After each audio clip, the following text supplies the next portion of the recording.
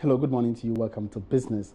The Securities and Exchange Commission has issued an ultimatum to fund managers who were given guarantee returns up to December to desist from the act or face sanctions.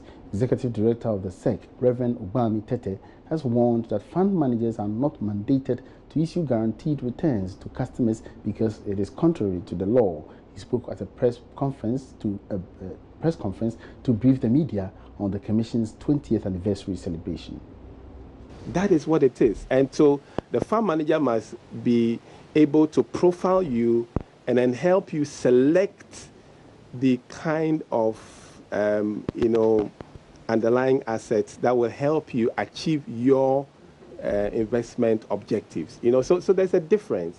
There's a difference. So we are not in any way making our fund managers uncompetitive. No, we're actually saying that this is the way to go. My understanding is that the reason why a number of fund managers got into this business of guaranteed returns is because they found the microfinance institutions and then the savings and loans offering those mouth-watering returns and then attracting them. So they thought that, well, if you can't beat them, then you join them.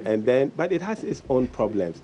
We are saying that, look, the mandate we are giving you is to use your head, because it's a cerebral activity.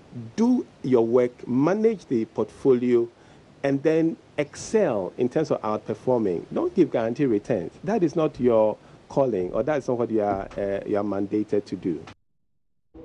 A trade finance expert is proposing the adoption of smart contracts in international trade finance to improve turnaround times and cut down on the incidence of malpractices.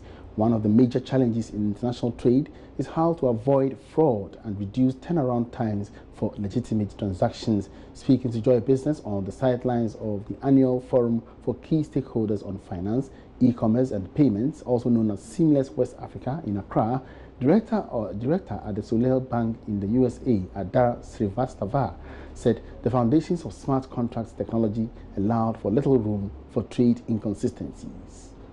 I think you can come up with fraudulent documents and inauthentic things if you or only one other person is looking at it at the same time.